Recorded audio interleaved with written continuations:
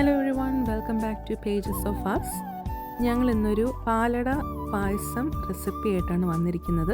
നമ്മുടെ ഓണം സ്പെഷ്യൽ രണ്ടാമത്തെ പായസത്തിൻ്റെ വ്ളോഗാണിത്. സോ ആദ്യം നമുക്ക് ഇൻഗ്രീഡിയൻസ് 200 grams അട, 3 ലിറ്റർ പാല്, പിന്നെ 3 കണ്ടൻസ്ഡ് മിൽക്ക് നമ്മൾ എടുക്കുന്നുണ്ട്. സോ ആദ്യം നമ്മളൊരു കുക്കറിലാണ് ഈ പാലട പായസം ഉണ്ടാക്കുന്നത്. സോ ആദ്യം നമുക്ക് 3 ലിറ്റർ പാലും പിന്നെ ഒരു 1/2 ലിറ്റർ വെള്ളവും കൂടെ ആഡ് ചെയ്ത് ഇത് നമ്മൾ ജസ്റ്റ് ഒന്ന് ബോയിൽ ചെയ്യാനായിട്ട് വെയിറ്റ് ചെയ്യണം. ജസ്റ്റ് ഒന്ന് ചൂടായി വരുമ്പോഴത്തേക്കിന് നമുക്ക് 1 ടേബിൾ സ്പൂൺ നെയ്യും കൂടെ ആഡ് ചെയ്യണം. എന്നിട്ട് നമ്മൾ 2 കണ്ടൻസ്ഡ് മിൽക്കാണ് ഇപ്പോൾ ആദ്യം ആഡ് ചെയ്യുന്നത്. മൂന്നാമത്തെ കണ്ടൻസ്ഡ് മിൽക്ക് നമുക്ക് അവസാനം മധുരം നോക്കിയിട്ട് ആവശ്യത്തിനനുസരിച്ച് ആഡ് ചെയ്താൽ മതിയാവും. സോ ഇതെല്ലാം നന്നായിട്ടൊന്ന് മിക്സ് ചെയ്തൊന്ന് തിളച്ച് വരണം. പാല് തിളപ്പിക്കുമ്പോൾ ഒന്ന് ശ്രദ്ധിച്ച് ചെയ്യണം, നന്നായിട്ട് കോൺസ്റ്റൻ്റ് ആയിട്ട് ഇളക്കിക്കൊണ്ടിരിക്കണം, ഇല്ലെങ്കിൽ പാല് തിളച്ച് ചാടും. സോ നമ്മളിപ്പോൾ 3-4 ടേബിൾ സ്പൂൺ ഷുഗറും കൂടെ ആഡ് ചെയ്യുന്നുണ്ട്. പായസത്തിന് ആ ഒരു തിളക്കം കിട്ടാൻ വേണ്ടിയിട്ടാണ് ഷുഗർ ആഡ് ചെയ്യുന്നത്. ഇനി ഇത് നമ്മൾ അടച്ച് വെച്ച് വെയിറ്റും കൂടെ ഇട്ടിട്ട് 1 മണിക്കൂർ ചെറിയ തീയിൽ കുക്കറിൽ നമ്മൾ വെക്കണം. ഇങ്ങനെ വെക്കുമ്പോഴാണ് പാലടേൻ്റെ ആ ഒരു പിങ്ക് കളറ് വരുന്നത്. ഇനി നമുക്ക് അട ഒന്ന് വേവിച്ചെടുക്കാം.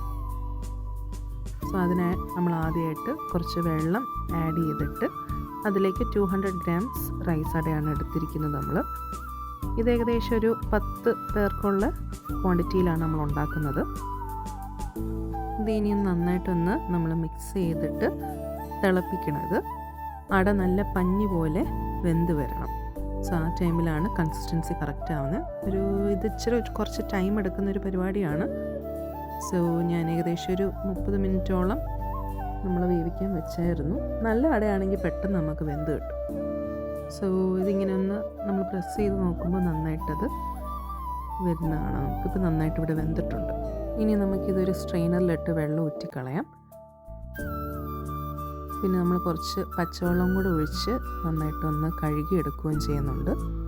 ആ റൈസിൻ്റെ ഒരു പശയൊക്കെ ഒന്ന് പോകാൻ വേണ്ടിയിട്ടാണ് നമ്മളത് കഴുകിയെടുക്കുന്നത്. സോ അങ്ങനെ നമ്മുടെ അടയൊക്കെ വെന്ത് വന്നിട്ടുണ്ട്. ഇതിപ്പോൾ നമ്മൾ കുക്കർ 1 മണിക്കൂർ കഴിഞ്ഞു. സോ 1 മണിക്കൂർ കഴിയുമ്പോൾ നമുക്ക് ഈ ഒരു കളറ് കറക്റ്റ് ആ ഒരു പാലടേൻ്റെ കളർ നമുക്ക് കിട്ടും. ഇനി നമ്മൾ പായസം എല്ലാം കൂടെ ഒന്ന് മിക്സ് ചെയ്യാനായിട്ട് ഒരു പാത്രത്തിലോട്ട് കുറച്ച് നെയ്യിട്ട് നമ്മൾ അടയൊന്ന് വഴറ്റിയെടുക്കണം. ആ നെയ്യിലൊക്കെ ഇട്ട് അതിൻ്റെ നല്ലൊരു ടേസ്റ്റ് കിട്ടാൻ വേണ്ടിയിട്ടാണ്. ഒത്തിരി നേരം വഴറ്റണ്ട, ഞാനൊരു 2 മിനിറ്റാണ് വഴറ്റിയെടുത്തത്. 2 മിനിറ്റ് കഴിയുമ്പോഴത്തേക്കിനും നമ്മളിനി ഒരു സ്ട്രെയിനർ വെച്ചിട്ട് നമുക്ക് പാല് ഒഴിക്കാം. സോ ഒരു സ്ട്രെയിനർ യൂസ് ചെയ്യുന്നത് നല്ലതാണ്, ഇല്ലെങ്കിൽ പാലിനകത്ത് കുറേ കട്ടകളുണ്ടാവും. സോ അതൊക്കെ നമുക്കൊന്ന് സ്ട്രെയിൻ ചെയ്തെടുക്കാൻ വേണ്ടിയിട്ടാണ് ഇങ്ങനെ ചെയ്യുന്നത്. ഇത് വളരെ എളുപ്പത്തിൽ ഉണ്ടാക്കാൻ പറ്റുന്നൊരു പായസമാണ്. നമുക്ക് അധികം ഇൻഗ്രീഡിയൻസ് ഇല്ല. പാലും കണ്ടൻസ്ഡ് മിൽക്ക്, അട, ഇത്രയേ ഉള്ളൂ. നമ്മളങ്ങനെ കശുവണ്ടി റൈസിൻസ് ഒന്നും ഇടുന്നില്ല. സോ ഇനി ഇത് നമ്മൾ നന്നായിട്ടൊന്ന് തിളപ്പിച്ചിട്ട് കുറുകി വരണം. ഞാൻ ഇപ്പം മധുരം നോക്കിയപ്പം ഇച്ചിരി മധുരം കുറവായിരുന്നു. സോ ബാക്കി ഉണ്ടായിരുന്ന ഒരു കണ്ടൻസ്ഡ് മിൽക്കും കൂടെ ആഡ് ചെയ്തിട്ടുണ്ട്. ഇനി നമുക്കിത് കറക്റ്റ് ആ ഒരു കൺസിസ്റ്റൻസി വരുന്നത് വരെ നമുക്ക് തിളപ്പിച്ചെടുക്കാം. ഇത് ഇളക്കുമ്പം ഈ അട ഇങ്ങനെ കട്ടയിട്ട് കിടപ്പുണ്ടെങ്കിൽ ജസ്റ്റ് ഒരു സ്പൂൺ എടുത്തിട്ടൊന്ന് ബ്രേക്ക് ചെയ്ത് കൊടുക്കാം. അപ്പോൾ അത് നന്നായിട്ട് വരും. ഇതിപ്പോൾ നമ്മുടെ പാലട കറക്റ്റ് ആ ഒരു കൺസിസ്റ്റൻസി ആയിട്ടുണ്ട്.